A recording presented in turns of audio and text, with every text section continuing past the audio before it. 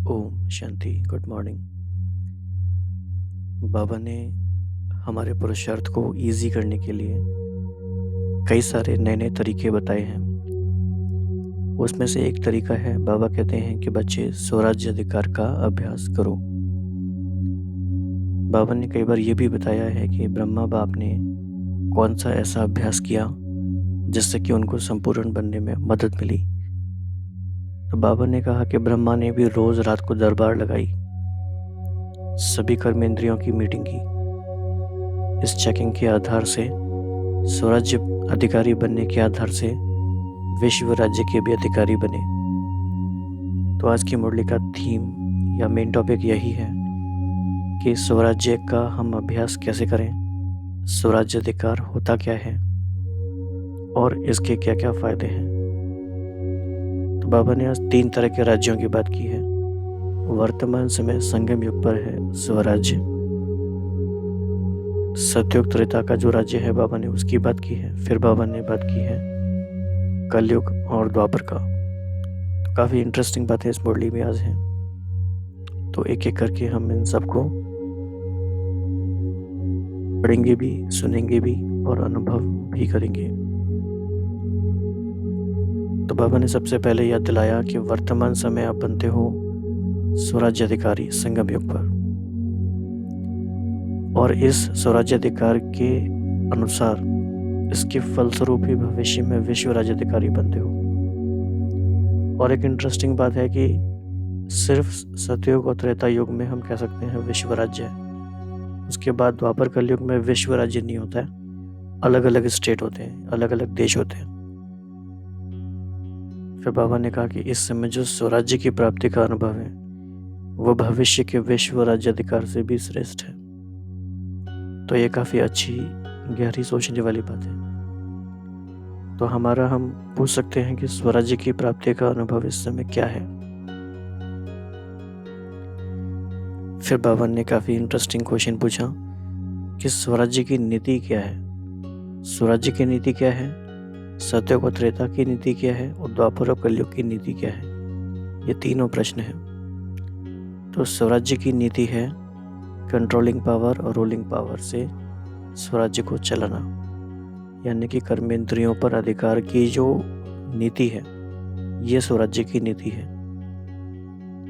तो controlling power और ruling power को समझाने के लिए बाबा ने कुछ एग्जाम्पल भी दिए हैं, वो भी आज हम मुरली में पढ़ेंगे। फिर बाबा ने काफ़ी गहरी बात बताई कि सतयुग और त्रेता की जो राजनीति है वो परिवार की नीति से चलती है। ये नया पॉइंट है, काफ़ी गहरा पॉइंट है। तो सतयुग त्रेता की पॉलिटिक्स है, लेकिन वो है परिवार की नीति से। तो इसका क्या मीनिंग है, इसको भी आज की मुरली में हम स्टडी करेंगे। जबकि द्वापर और कलयुग में राजनीति होती है, that is based on law and order, जो कि अभी भी हम देखते ही हैं, लॉ एंड ऑर्डर। बाबा ने ऐसी एक और काफ़ी इंटरेस्टिंग बात बताई कि बाबा ने 3 नीतियों की बात तो की, लेकिन बाप दादा की नीति क्या है। बाप दादा की नीति है स्नेह और श्रीमत। बाबा हम सब बच्चों को स्नेह और श्रीमत से चलाते हैं। फिर बाबा ने कहा कि स्वराज्य है तो 3 बातें होंगी, तिलक भी होगा, तख्त भी होगा और ताज भी होगा। तिलक है स्मृति का कि मैं स्वराज्य अधिकारी आत्मा हूँ। तख्त है स्थिति का, अकाल तख्त पर विराजमान है। और ताज है प्योरिटी का भी और विश्व सेवा की जिम्मेदारी का भी। तो बुद्धि द्वारा स्मृति की स्थिति में स्थित होना, अकाल तख्त पे होना, इसे कहते हैं तख्त नशीन। तो बाबा ने कहा कि ऐसा आपको स्वराज्य मिला है, बेगमपुर के आप बादशाह बने हो, ऐसे स्वराज्य के नशे में निरंतर रहो। अगर हम ये देखें कि बाबा ने कौन कौन सी बातों में निरंतर शब्द को यूज़ किया है और उन सारी बातों का आपस में क्या कनेक्शन है। बाबा ने कहा है कि निरंतर सेवाधारी भी बनना है। आज बाबा ने कहा कि निरंतर नशे में रहना है और निरंतर याद तो करनी है ही। फिर बाबा ने कहा कि ऐसा कोई बाप नहीं होगा दुनिया में जिसके सारे बच्चे राजा बच्चे हों। तो बाप को भी नशा है, बच्चों को भी नशा है। तो स्वराज्याधिकारी बनने का अभ्यास करने का अगर आपको इंटरेस्ट है, आप चाहते हैं कि आप अपनी सेल्फ रिट्रीट ऑर्गेनाइज करें और पूरे दिन एक ऐसे योग भट्टी का ऑर्गेनाइज करें कि आप दिन भर वो अभ्यास करते रहें, तो ऐसे अभ्यास के लिए ये मुरली आपके लिए यूज़फुल होगी। तो आइए इसमें देखते हैं बाबा ने आगे क्या कहा। ओम शांति। तो आज विश्व रचता बाप दादा अपने सर्व स्वराज्याधिकारी बच्चों को देख रहे हैं। तो फर्स्ट लाइन हमेशा इंपॉर्टेंट होती है। कौन देख रहा है? विश्व रचता। किसको देख रहे हैं? स्वराज्याधिकारी बच्चों को। इस वर्तमान संगम युग के स्वराज्याधिकारी और भविष्य में विश्व राज्याधिकारी बनते हो, क्योंकि स्वराज्य से ही विश्व के राज्य का अधिकार प्राप्त करते हो। इस समय के स्वराज्य की प्राप्ति का अनुभव भविष्य विश्व के राज्य से भी अति श्रेष्ठ अनुभव है। तो ये अनुभव करने की बात है। तो आप फोकस कर सकते हैं पूरे दिन में कि क्या सच में ऐसा है। बाबा ने तो कहा कि it is even better than the भविष्य राज्य। Should I feel so? वर्तमान का क्या अनुभव है?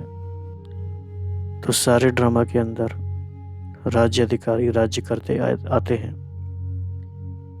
तो सबसे पहला है स्वराज्य, सबसे श्रेष्ठ पहला है स्वराज्य, जिसके आधार से आप स्वराज्य अधिकारी आत्माएं अनेक जन्म सतयुग त्रेता तक विश्व राज्य अधिकारी बनते हो।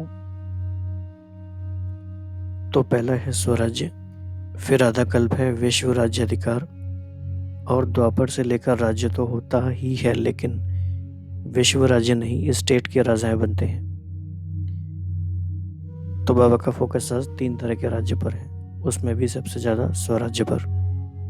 तो क्लियरली हमें इस बात को समझना है। संगम पर है स्वराज्य, फिर आधा कल्प यानी सतयुग और त्रेता में है विश्व राज्य, फिर द्वापर में और कलयुग में विश्व राज्य नहीं, लेकिन अलग अलग स्टेट के राजाएं बनते हैं। तो सारे विश्व पर एक राज्य वह सिर्फ सतयुग में ही होता है। तो 3 प्रकार के राज्य सुनाए। तो ये एक इंटरेस्टिंग इंफॉर्मेशन है। तो राज्य का मीनिंग क्या है? सर्वाधिकार की प्राप्ति। सतयुग त्रेता की राजनीति, द्वापर की राजनीति और संगम युग की स्वराज्य नीति, तीनों को अच्छी तरह से जानते हो। तो आज की मॉडलिंग में तीनों पे बाबा ने हमें क्लैरिटी दी है।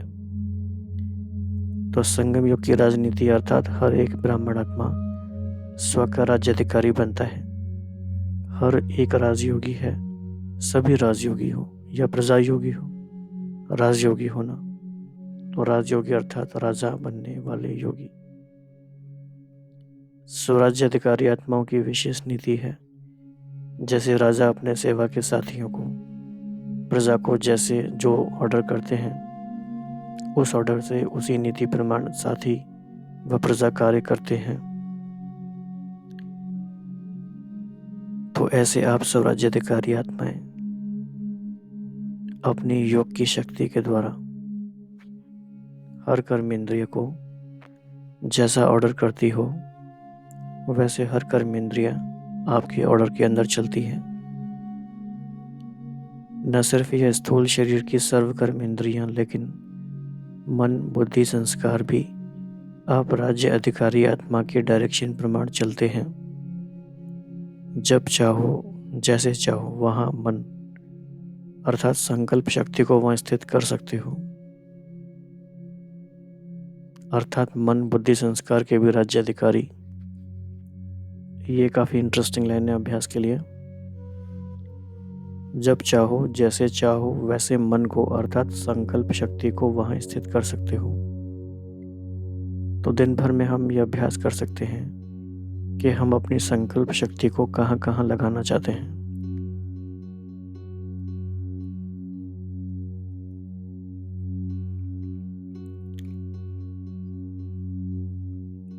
तो एक तरह से ये स्वराज्याधिकारी आत्मा का चित्र हम कह सकते हैं। तो संस्कारों के वश नहीं, लेकिन संस्कार को अपने वश में कर श्रेष्ठ नीति से कार्य में लगाते हो। श्रेष्ठ संस्कार प्रमाण संबंध संपर्क में आते हो।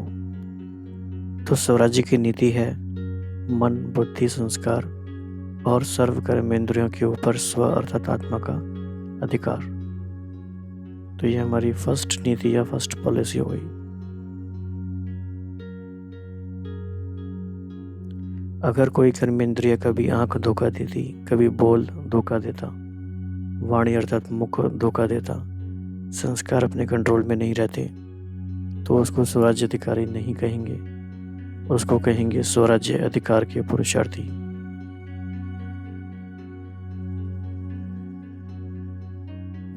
तो बाबा ने काफ़ी अच्छा एक क्लियर डिस्टिंक्शन बताया है कि अभी सदा नहीं रहते हैं, कभी कभी रहते हैं तो पुरुषार्थी हैं, लेकिन सदा रहते हैं तो अधिकारी हैं। तो वास्तव में राज्य अधिकारी आत्मा को स्वप्न में भी कोई कर्मेंद्रिय व मन, बुद्धि, संस्कार धोखा नहीं दे सकते, क्योंकि अधिकारी हैं। अधिकारी कभी अधीन नहीं हो सकता।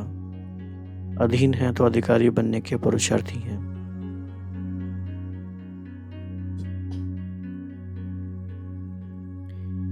तो अपने से पूछो कि पुरुषार्थी हो या अधिकारी हो। काफी इंपॉर्टेंट क्वेश्चन है ये। अधिकारी बन गए हैं या बन रहे हैं। तो स्वराज्य का रूहानी नशा क्या अनुभव कराता है, क्या बन जाते हो।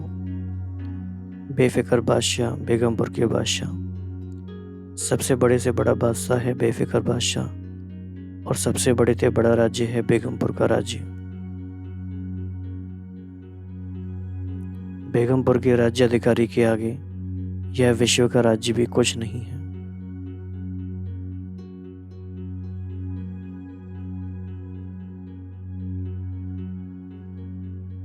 यह बेगमपुर के राज्य का अधिकार अति श्रेष्ठ और सुखमय है ही बेगम। तो बेगमपुर का अनुभव है ना, या कभी कभी नीचे आ जाते हो। सदा रूहानी नशे में बेगमपुर के बादशाह हैं, इस अधिकार में रहो, नीचे नहीं आओ। देखो आजकल के राज्य में भी अगर कोई कुर्सी पर है तो उसका अधिकार है, और कल कुर्सी से उतर आता तो उसका अधिकार रहता है, साधारण बन जाता है। तो आप भी स्वराज्य के नशे में रहते हो, अकाल तख्त नशीन रहते हो। सभी के पास तख्त है ना, तो तख्त को छोड़ते क्यों हो, माना कि स्थिति को क्यों छोड़ते हो। तो सदा तख्त नशीन रहो, रूहानी नशे में रहो। तो अकाल तख्त व अमृतसर वाला अकाल तख्त नहीं, यह है अकाल तख्त। अकाल तख्त मतलब ब्रकुटी का तख्त। तो यह अकाल तख्त सभी के पास है, सभी आत्माओं के पास है। तो अकाल तख्त नशीन स्वराज्य अधिकारी किसने बनाया। बाप ने हर ब्राह्मण बच्चे को तख्त नशीन राजा बना दिया है। सारे सृष्टि चक्र के अंदर ऐसा कोई बाप होगा जिसके अनेक सब बच्चे राजा बच्चे हों। लक्ष्मी नारायण भी ऐसा नहीं बन सकते।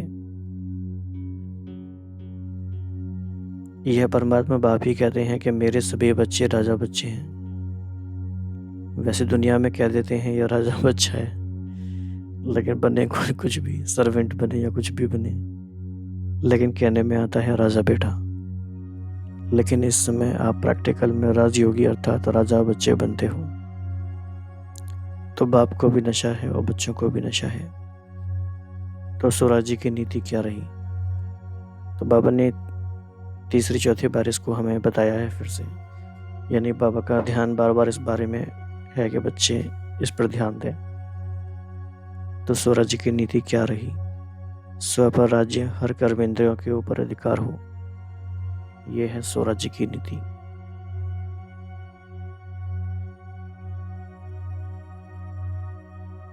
ऐसे नहीं कि देखने, तो बाबा उसको क्लियर भी कर रहे हैं हर बार कि ऐसे नहीं तो देखने नहीं चाहते थे लेकिन देख लिया, आंखें खुली थी ना इसीलिए देखने में आ गया, कान को दरवाजा नहीं है इसलिए कान में बात पड़ गई। लेकिन बाबा कह रहे हैं कि कान तो दो हैं, अगर ऐसी बात सुन भी ली तो निकालने का भी तो रास्ता है। इसीलिए इस भारत में ही विशेष यह चित्र बापू की याद में यानी गांधी जी की याद में बना हुआ है। बुरा ना देखो, बुरा ना सुनो, बुरा ना बोलो, यह 3 दिखाते हैं, 3 बंदर भी दिखाते हैं। तो आप 4 दिखाते हो। गांधी जी के 3 बंदर थे, आप 4 दिखाते हो। चौथा कौन सा है? बुरा सोचो भी नहीं, क्योंकि पहले सोचना होता है, फिर बोलना होता है, फिर देखना होता है। तो इसीलिए कंट्रोलिंग पावर, रूलिंग पावर रखो। राजा अर्थात रूलिंग पावर। तो राजा हो और रूलिंग पावर हो ही नहीं तो कौन राजा मानेगा? तो स्वराज्य अर्थात ruling power and controlling power. तो बाबा ने एक एग्जाम्पल हमें ये बताया बापूजी वाला। तो बाप दादा ने पहले भी सुनाया है कि कई बच्चे परखने में बहुत होशियार होते हैं। कोई भी गलती होती है जो नीति प्रमाण नहीं है तो समझते हैं कि यह नहीं करना चाहिए, यह सत्य नहीं है, यथार्थ नहीं है, अयथार्थ है, व्यर्थ है। लेकिन समझते हुए फिर भी करते रहते या कर लेते तो इसको क्या कहेंगे? कौन सी पावर की कमी है? कंट्रोलिंग पावर नहीं है। यानी कि परखने की शक्ति तो है लेकिन कंट्रोलिंग पावर नहीं है। तो कई बार सिर्फ परखना भी काफ़ी नहीं होता है, कंट्रोलिंग भी करना है। फिर बाबा ने एग्जाम्पल बताया है कि कंट्रोलिंग पावर क्यों ज़रूरी है। तो जैसे आजकल कार चलाते हैं, देख भी रहे हैं कि एक्सीडेंट होने की संभावना है, ब्रेक लगाने की कोशिश करते हैं, लेकिन ब्रेक लगे ही नहीं तो ज़रूर एक्सीडेंट होगा ना। इट मीन्स परखने की शक्ति तो है, मतलब पता तो चल गया कि ब्रेक एक्सीडेंट होने वाला है, लेकिन कंट्रोलिंग पावर ना होने के कारण ब्रेक नहीं लगा।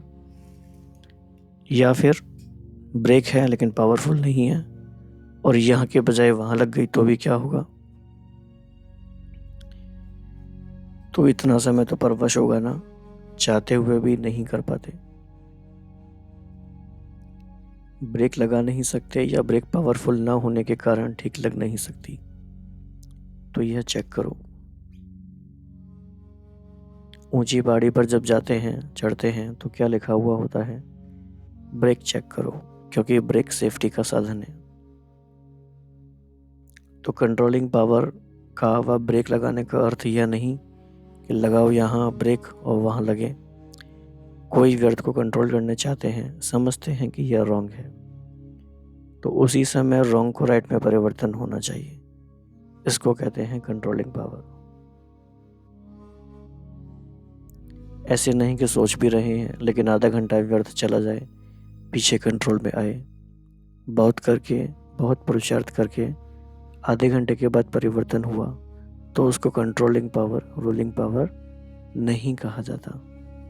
यह हुआ थोड़ा थोड़ा अधीन और थोड़ा थोड़ा अधिकारी मिक्स। तो उसको स्वराज्याधिकारी कहेंगे या पुरुषार्थी कहेंगे? तो अभी पुरुषार्थी नहीं, राज्याधिकारी बनो। यह स्वराज्याधिकार का श्रेष्ठ मजा है।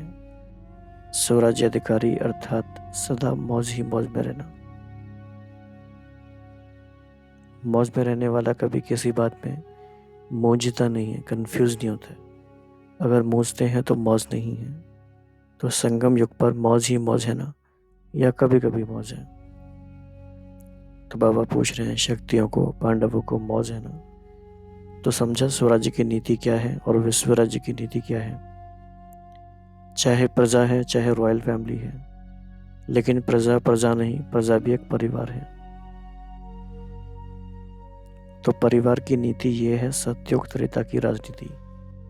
ये काफी नया अच्छा पॉइंट है।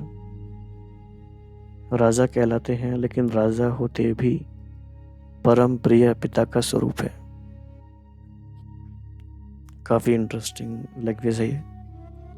सत्युग में राजा को क्या कहते हैं? परम प्रिय पिता का स्वरूप। परिवार की विधि से राजनीति चलती है। चाहे राज्य कारोबार भिन्न भिन्न हाथों में होगी, लेकिन परिवार के स्नेह की विधि से कारोबार होगी। तो जब हम 5 स्वरूप का अभ्यास करते हैं तो हम इन सब बातों को फील करें कि जब हम आत्मा इस सतयुग में हैं तो न सिर्फ हम नैसर्गिक सुंदरता को देख रहे हैं, न सिर्फ हम बाहर की चीज़ों को देख रहे हैं, बल्कि वहाँ की जो राजनीति है परिवार की विधि से, वहाँ का जो प्रशासन है उसको भी हम अनुभव कर रहे हैं।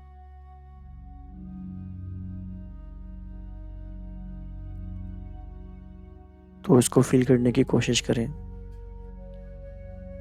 कि राज्य व्यवस्था कैसे चल रही है। राजा को लोग पिता के रूप में देखते हैं, डर के आधार पे नहीं है, लॉ एंड ऑर्डर नहीं है, परिवार की विधि है, और ये संस्कार संगम पे पड़ते हैं। परिवार की स्नेह की विधि से कारोबार होगी, जैसे मधुबन में होती है।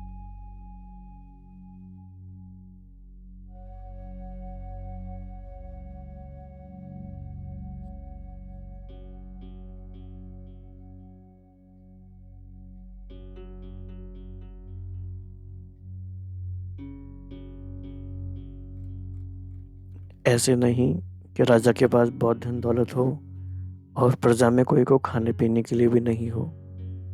द्वापर कलयुग की राजनीति में लॉ एंड ऑर्डर चलता है, लेकिन विश्व राज्य देव राज्य, बाबा ने क्या टर्म यूज किया है, देव राज्य के समय यही नीति चलती है। लॉ नहीं, लेकिन स्नेह और संबंध की नीति चलती है।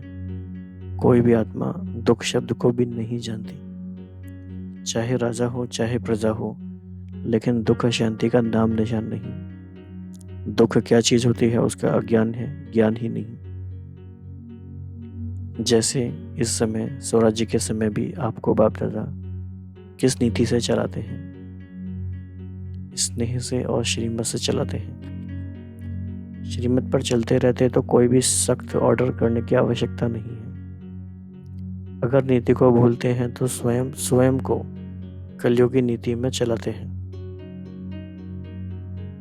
काफी गहरी लाइन है ये। अगर स्नेह और श्रीमत की नीति को भूलते हैं तो खुद से ही लॉ एंड ऑर्डर वाली नीति में आ जाते हैं। तो विश्व के राज्य की नीति भी बहुत प्यारी है, क्योंकि अनेकता नहीं है, एक राज्य है और अखुट खजाना है। प्रजा भी इतनी संपन्न हुई, आजकल के जो बड़े बड़े पदमपति हैं उनसे भी ज्यादा। अप्राप्ति का नाम निशान नहीं, लेकिन इसका आधार क्या, स्वराज्य। तो बाबा बेसिकली बता रहे हैं कि वहाँ के हिसाब से जो प्रजा है, माना कि जो सबसे कम लेवल पर है वहाँ, वो आज के सबसे हाईएस्ट लेवल से भी ज़्यादा है। तो ये कॉन्ट्रास्ट के लिए काफ़ी इंटरेस्टिंग है। तो इस समय संपन्न बनते हो, इसीलिए परमात्म संपत्ति की संपन्नता सतयुग त्रेता के अनेक जन्म प्राप्त होती है। इसीलिए कहा नंबर 1 राज्य है स्वराज्य, फिर है विश्व राज्य, और तीसरा है द्वापर कलयुग का अलग अलग स्टेट का राज्य। इस राज्य को तो अच्छी तरह जानते ही हो, वर्णन करने की आवश्यकता नहीं। तो सदा किस नशे में रहना है। स्वराज्य हमारा जन्म सिद्ध अधिकार है। किस जन्म का, काफी इंटरेस्टिंग है, ब्राह्मण जन्म का। ब्रह्मा बाप ने जन्मते ही स्वराज्य का तिलक हर ब्राह्मण आत्मा को लगाया। तो तिलकधारी होना, तिलक है स्मृति का, तिलक भी है, तख्त भी है और ताज भी है, ट्रिपल टी है। ताजधारी होना, कौन सा ताज है, विश्व कल्याण का। तो विश्व कल्याणकारी हो, प्योरिटी का ताज और विश्व कल्याण का ताज डबल ताज है। प्योरिटी का ताज है लाइट का ताज, और विश्व कल्याण का ताज है सेवा का ताज। तो विश्व सेवाधारी होना, ऐसे नहीं कि स्टेट का सेवाधारी समझो, हम गुजरात के हैं, हम राजस्थान के हैं, या हम दिल्ली के सेवाधारी, नहीं, विश्व सेवाधारी। तो क्या फोकस है, कहाँ भी रहते, लेकिन वृत्ति और दृष्टि बेहद की। अगर विश्व सेवाधारी नहीं बनेंगे तो ना स्वराज्य ना विश्व राज्य। फिर द्वापर कलयुग में स्टेट का राजा बनना पड़ेगा, लेकिन विश्व राज्य अधिकारी के लिए सदा अपना ताज, तिलक और तख्त सदा इस पर स्थित रहो।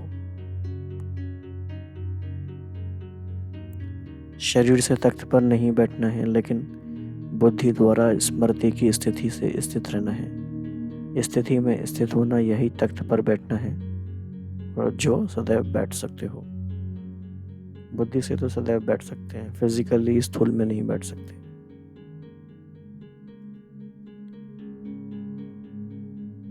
तो शरीर से तो कितने घंटे बैठ सकेंगे, थक जाएंगे ना।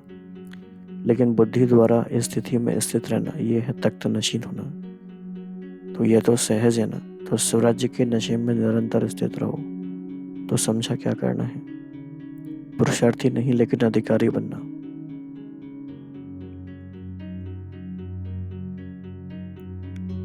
तो बाबा ने फिर सबको इस बात का महत्व याद दिलाया मधुबन में आने का, कि सभी भाग भाग कर आते हैं परमात्मा मिलन का मेला मनाने के लिए। तो मिलन मेले में आए हो, तो यह मेला लगता है या भीड़ लगती है? आराम है ना।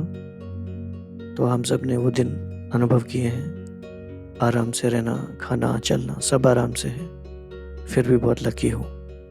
उन मेलों के माफिक मिट्टी में तो नहीं रहे हुए हो, फिर भी बिस्तरा और खटिया तो मिली हुई है ना।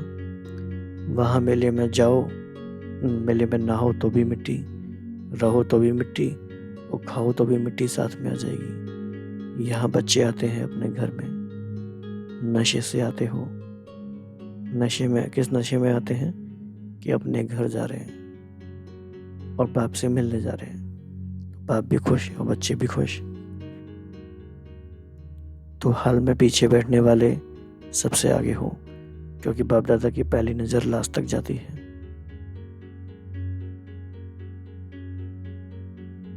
अच्छा, सदर स्वराज्य अधिकारी बेफिक्र बादशाह बच्चों को सर्व विश्व राज्य अधिकारी अनेक जन्म संपूर्ण संपन्न रहने वाली आत्माओं को सदा तिलक ताज और तख्त नशीन अधिकारी बच्चों को सदा बेहद की सेवा के उमंग उत्साह में रहने वाले विशेष बच्चों को, देश विदेश के सर्व सम्मुख अनुभव करने वाले बच्चों को बाप दादा का पदम गुणा याद प्यार, साथ साथ सर्व के स्नेह के पत्रों का भी रिस्पॉन्ड दे रहे हैं। विदेश और देश दोनों अपने अपने विधि प्रमाण स्व के पुरुषार्थ में सिद्धि को प्राप्त कर रहे हैं, और सेवा में भी सदा आगे बढ़ने के उत्साह में लगे हुए हैं। इसीलिए हर एक किसी भी कोने में रहने वाले हो, लेकिन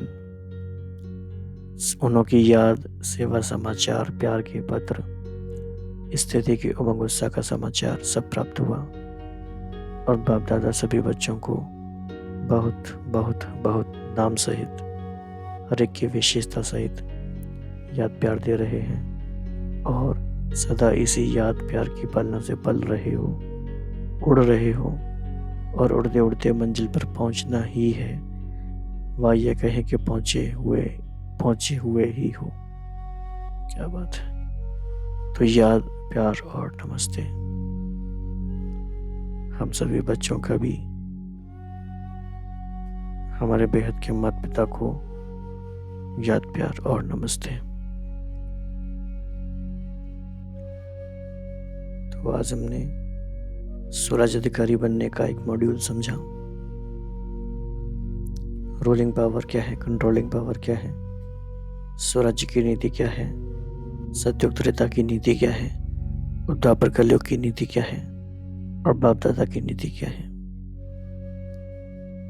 इन सारी बातों को ध्यान में रखते हुए अकाल तख्त पर स्थित रह के, स्वराज्य के नशे में स्थित रह के स्वराज्य अधिकारी, सो विश्व राज्य अधिकारी बनना है।